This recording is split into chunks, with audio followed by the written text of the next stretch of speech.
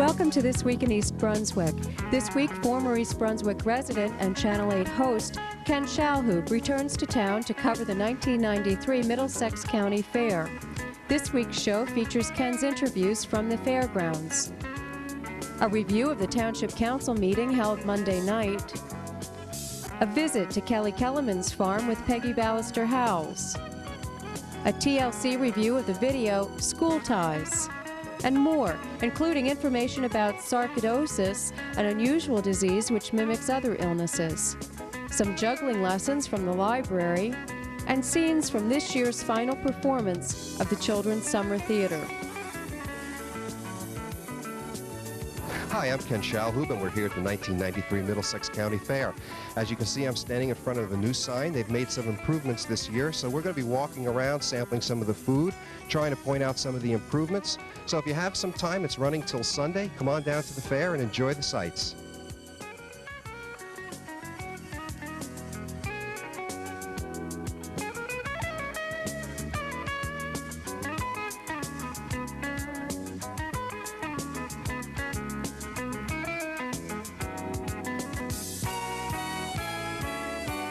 I'm standing with Judy Peterson in front of the gyroscopic anti-gravity simulator.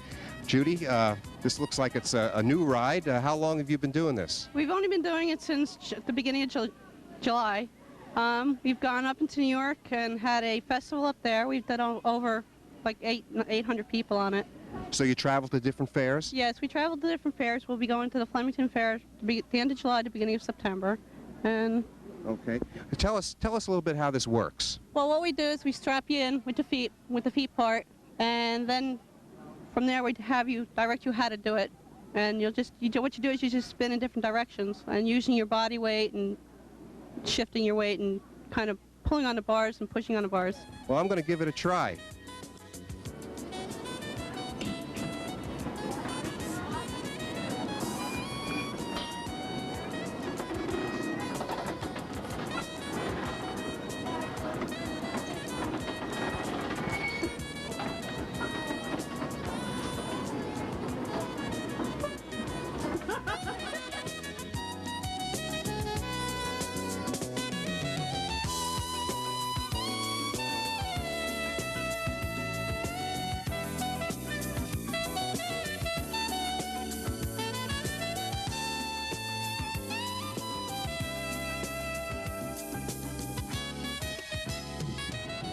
I'm standing with Reed at Creative Reflections. Reed, why don't you tell us a little bit about what you have here and what do you do?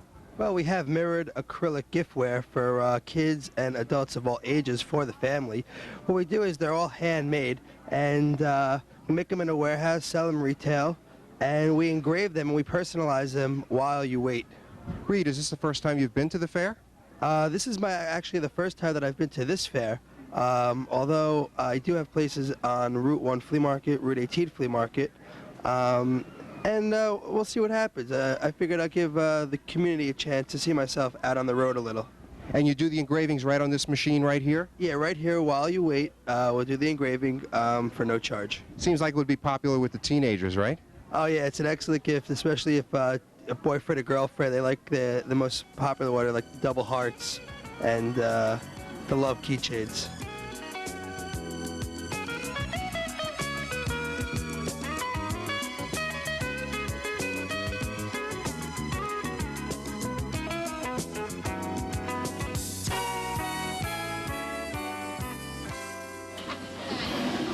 How do you stop this thing, would you say?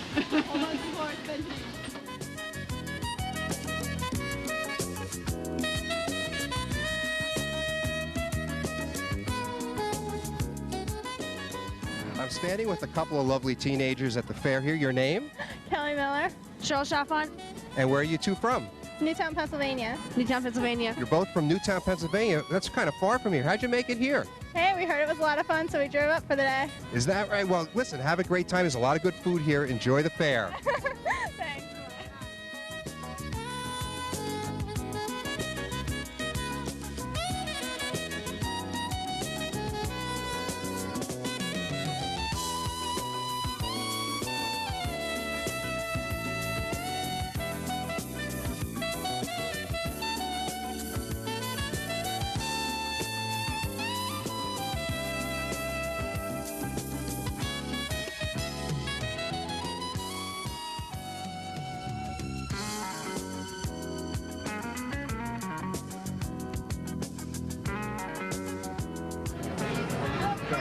We're standing at the sumo wrestling mat here at the fair. This is a new event, and we have two contestants that are getting ready to go at it. As you can see, there's some rules over here that they have to follow, and after that, they just go at it. So we're going to get them started in a minute. As you can see, it's tough getting suited up, but they're almost ready.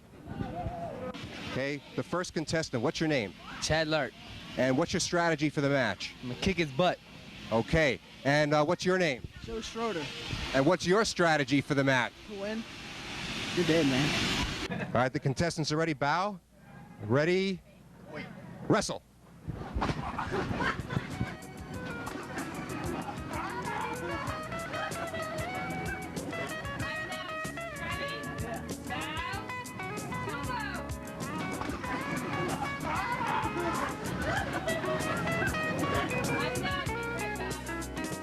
I'm standing with Tom Cray at the Exotic Reptile Pavilion here. Tom, good to have you with us. Thank you, Ken. Thanks for being with us. Tell us a little bit about what you have in these two trailers. Well, we have two trailers, and we're giving a pretty good deal today because it's two for the price of one. $1 for the exhibits. Now, we have giant snakes in this one, and there's about 9 cages. The largest one's about 22 feet long, weighs 230 pounds. Here's a big one. That's big. And the other exhibit, we have an unusual, very unusual white snake, 15 feet long, and she just had 33 eggs 2 months ago. It takes 60 days for them to hatch, and just the other day we had 4 little ones come out, all white. And also in that exhibit, we have some giant toads. They're called bufo marinas from South America. Very poisonous. If a dog or cat out of curiosity touches them, they seem to drop over dead. We have some tarantula spiders, scorpions. All in all, we've got some exotic animals. Now tell me, Tom, is it tough to take care of animals, especially when you're taking them from fair to fair? This is their home. The cages in there have been structured so that they're livable all year round, and they have enough room in there. They're fed well, and they're kept at a certain temperature between 70 and 80 degrees. So they're well taken care of. They're not difficult to take care of. Matter of fact, they make a very nice pet. A lot of people have snakes. I'm surprised the number of people that come in and tell me they've got one at home. Well, thanks for being with us, Tom, and enjoy the fair. Ken, thank you, and you enjoy it too.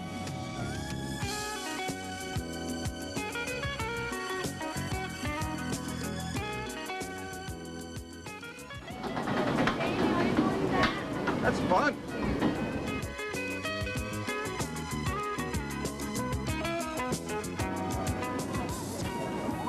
I'm standing with Gail Wilson at the pie a la mode stand. That's homemade pie a la mode. Gail, thanks for being with us. Tell us a little bit about who you're raising money for, and then let's talk a little bit about your recipes. Sure. We're all members of Aldersgate United Methodist Church here in East Brunswick, and Sandy Hattishell, one of our members, won several first prizes for her pies at this very fair in the last couple of years.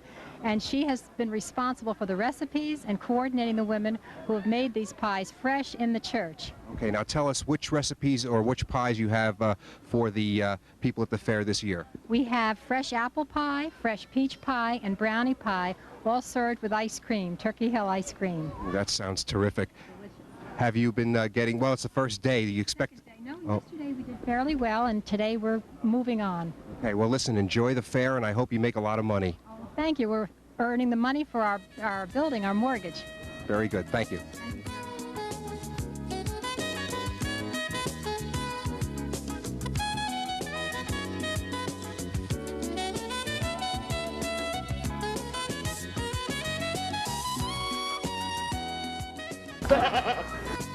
I'm standing with Maria at the Oriental Barbecue stand, the one at the north end of the fair. They also have one at the south end of the fair. Maria, thanks for being with us. Thank you. Now, Maria, tell me, you have what kind of meat here? We have steak and we have pork. Okay, and you have a special seasoning recipe for this? Yes, we do, for both of them. Do you marinate it for a while and then grill it on the grill? That's right. And do you find that at this fair you get a good turnout? Yeah, yep, especially during the weekends when most people come out. And do you go to other fairs as well? Yeah, all over the state. And how many years have you been coming to the Middlesex County Fair? Oh, I don't know, maybe about, maybe for the, how long? 14 years? 14 years. We have, really? Well, that's good. So obviously you're doing very well at this fair. Yes, we are. Well, good. I hope you enjoy the fair, and I hope you do very well. Thank you. standing in front of the hat stand finishing up my Oriental barbecue. I think we gave you a good look at what's around. I hope you enjoy the fair. Come on out. It's here till Sunday. I'm Ken Schalhoub. Enjoy the fair.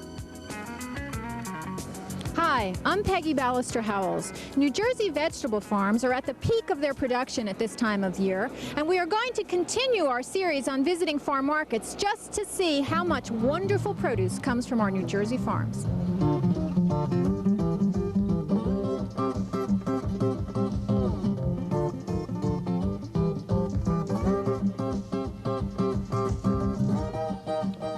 At Kelemen's Farm Market in East Brunswick, located on the corner of Cranberry Road and Ruse Lane. And I have with me Kelmer Kelemen, owner of the farm and farm market.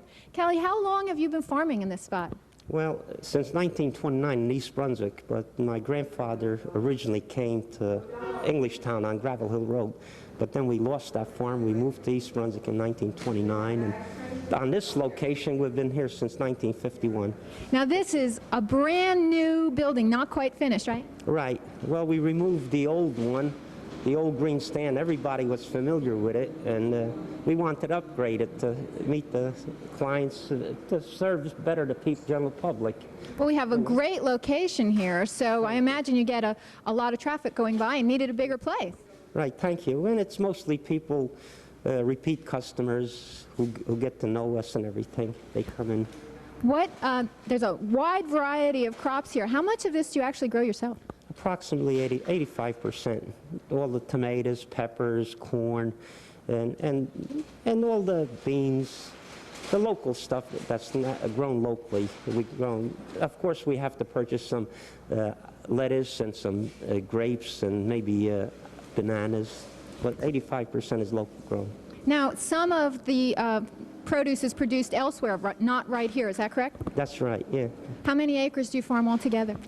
Well, my boy is the one who's really operating the farm. There's about 150 in soybeans and about 30 in vegetables, approximately. So you're doing this for the next generation to keep farming That's active? Right. It's my boy, Kenneth. He's managing the market, and Robert, he does all the farm work on the outside, you know, and I just help along.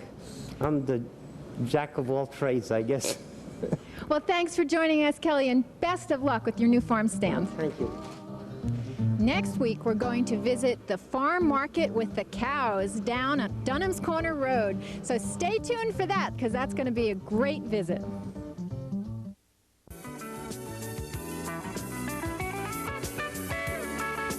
Hi, I'm Jen. That's Gina, and no, stupid, I'm Jen. You're Gina. We have name tags. Sorry, Hooked on Phonics just didn't work for me. I'm sorry. Well, anyway, the movie we watched was called School Ties. It starred Brendan Fraser as a Jewish boy from the streets, sort of Scranton, Pennsylvania in the 1950s. He gets a football scholarship to spend his senior year at St. Matthew's High School in Massachusetts. How snobby.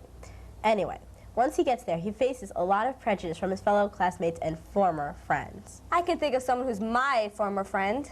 Fine. Although the movie is set in the 50s, it relates directly to the problems of today's society. Whatever that means. But seriously. Yeah, right. This movie was a lot of fun to watch and to review. We give it 5 thumbs up. 1, 2, 3, 4. Skip that part. Okay. Thanks for watching and putting up with our movie review. Bye! At Monday night's Township Council meeting, members of the Township's Long Range Budget and Finance Committee made the group's first presentations and recommendations to the Council. At this time, after many meetings and a lot of hard work, the committee has explored our township debt and has decided to propose one issue, and that is a recommendation to place approximately $9 million of short-term debt to long-term debt. We are just gently placing a toe in the waters of the township municipal debt, and will from time to time be addressing the council with recommendations after examining all phases of our township as compared to similar municipalities. As you'll note, approximately 2/3 of the general municipal obligation debt is carried in short-term financing vehicles. The committee was initially somewhat concerned about this, and as you will see, we do recommend that $9 million of these obligations be converted to long-term debt.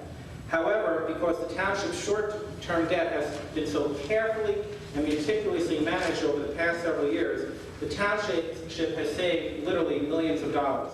And our concern here is that interest rates are at a historic low. Where will the rates go from here? None of us has a crystal ball. We are concerned about what will happen if interest rates rise substantially over the next several years. We may have a unique opportunity at this time to lock in the lowest long-term interest rates available in 15 years and the lowest rate that may be available for some time to come. If the council agrees with the committee's recommendations to convert to long-term, low-rate debt, the township could protect itself from future interest rate increases. Councilman Joseph Hudak is the liaison to the committee and praised the group for their hard work. Also at Monday's council meeting, the township's Public Works Director, Mike Opaleski, presented the council with information about the current recycling program in the township. Now, in order for us to handle 10,000 pickups a day, we have to have the cooperation of our homeowners. When we put our brochure out, we thought it was pretty detailed, that we had everything covered within the brochure. And the one thing that we asked out of everything that we requested was that you properly prepare the material. Again, getting back to some of the costs that we're looking at, we made a $600,000 savings in '92. In '93, we're running, based upon numbers compared to '92, we're projecting a possible $40,000 to $50,000 savings in this year's budget. We're looking in '94 of having a possible $60,000 to $100,000 savings and not budgeting the money, since we're going to be removing brush or yard waste from the solid waste stream and add that to the recycling stream. That gets back to the grant that we're going to be receiving from the freeholders in the amount of $231,000. That will go for the purchase of a tub grinder and also for a second replacement bucket. As you recall, the initial program for recycling, we gave every homeowner a 35-gallon yellow bucket. Well, we're going to do that again. That gets back to the brochure again. We have expanded the program for the second part of '93. We are one of only a handful of communities in the state that take the antiseptic packaging, which is the little drink cases that you buy now, the aerosol cans, and we're taking all colored plastic in HDPE and PET. Most programs are just taking still the clear of the white containers. So we have expanded that program, and we want to keep on expanding. Opaleski said that the township currently has a recycling rate of 44%. Of that, the residential is 35%. One of the goals of the township is to achieve a 60% recycling rate, including both residential and commercial properties. In other council news, the Township Council, in a 4-to-1 vote, passed the bond ordinance providing monies for the 1993 capital budget. Council President Dave Zarnowski explained the projects to be funded by capital improvements. Annual programs that are included in the capital budget include stormwater drainage improvements of $50,000, $500,000 for the annual road program, computer upgrades of $30,000, annual park improvements of $50,000, motorized equipment of $62,160, capital equipment of $52,733, furniture and office equipment of $50,000, heating, ventilation, and air conditioning improvements of $354,000, ADA compliance for the municipal building, $132,825, retaining wall reconstruction for the municipal building, $82,000, senior citizens addition, phase 1, $45,000, Hardenberg Lane, phase 3, Riva Avenue, $105,000,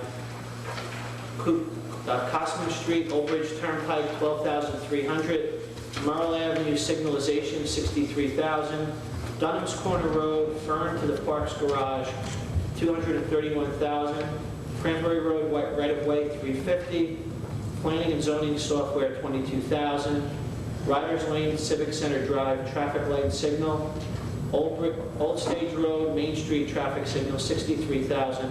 Grand total of capital projects to be undertaken in 1993 is $2,437,028. Debt principal to be retired in 1993 is $2,469,474. Councilman Joseph Hudak cast the lone opposing vote.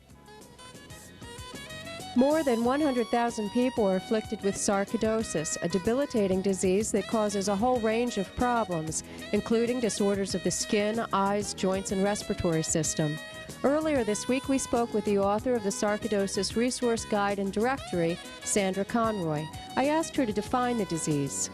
Sarcoidosis is a multisystemic disease that can affect any part of the body, and it's a disease that most people have never heard of, or the word sarcoidosis, but it can cause, what happens is that it mimics many other diseases, and it makes it very difficult for people to diagnose that disease. Depending upon the area of involvement, a person might have a dry cough, or they might develop fever and chills, or just a general feeling of achiness. Perhaps, I've heard it characterized where every bone in the body aches. And then the other areas of involvement, and that's when it's more extensive, whether it be in the brain or the nervous system, it will mimic other diseases such as multiple sclerosis. And if it's, let's say for example, if it's in the brain, a person could develop seizures, and it will look for all practical purposes like epilepsy. Is this a contagious disease? It's not contagious, but there is a genetic link, and what they found is that if it's in the family, that people might be predisposed to getting, their children might be predisposed to getting sarcoidosis, but the researchers really don't know how a person would get sarcoidosis. They believe it might be in the environmental, but at this date, they still don't know. How can people get information about the disease? Because the information was so limited, I started the Sarcoidosis Resource Center in New Jersey, and what we're all about is an organization that provides information to people throughout the country.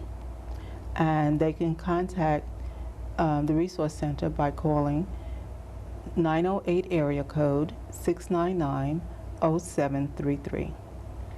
Sandy, how did you become involved? For myself, when I was first diagnosed with having sarcoidosis, there was limited information, and I was slowly becoming disabled, and it was so frightening, and everywhere I would turn there was no information. Even when I seeked out doctors, they told me, well, they know of the disease, but they just didn't have the information available. So just over the years trying to help myself, I found others that were in the same need, and that's what caused me to start the Resource Center in order to reach out and help other individuals. Sandy, you've put a lot of time and energy into this. You've been recognized by the governor. You've written a book. Can you tell us about the book? Well, the book is primarily for the lay person that is looking for information about sarcoidosis. But what I found, in addition to that, because the information was so limited, that many physicians are also using this book. And it provides information not only about the disease, but how they can help themselves, and as far as Social Security information, and a list of doctors throughout the country that have a knowledge of the disease. So it'll help many, many people. So a lot of practical information. Yes, exactly. And how can people get a copy of the book? If they can contact the National Sarcoidosis Resource Center, and again, the telephone number is 908 area code 699-0733. Last Thursday, Charlie Carr of the Acme Juggling Institute presented Juggling Around, a program organized by the library's Youth Services Department. After a 10-minute juggling demonstration, Carr taught basic juggling skills to kids in 3rd grade and up. The program was funded by the Friends of the Library, which will also sponsor a performance of Pinocchio to be held at the library Tuesday, August 24th from 7 to 7:45 in the evening. The performance will be staged by Duet Productions and is open to families with children ages 4 and up. Artistic school-age children might consider entering Lifeguard Lenny's Tremendous T-shirt contest. Just decorate a Super Summer T-shirt and bring it to the Youth Services Department Thursday night, August 26th at 7 o'clock. Prizes will be awarded in a number of categories, including originality and humor. For more information, call the Youth Services Desk at 390-6789. The East Brunswick Children's Summer Theater concluded its 34th season Friday with 2 performances of The Wizard of Oz. Involving more than 100 children between the ages of 7 and 12 every summer, the theater is a 6-week self-supporting program sponsored by the East Brunswick Division of Recreation. That's all for this week. Thanks for watching.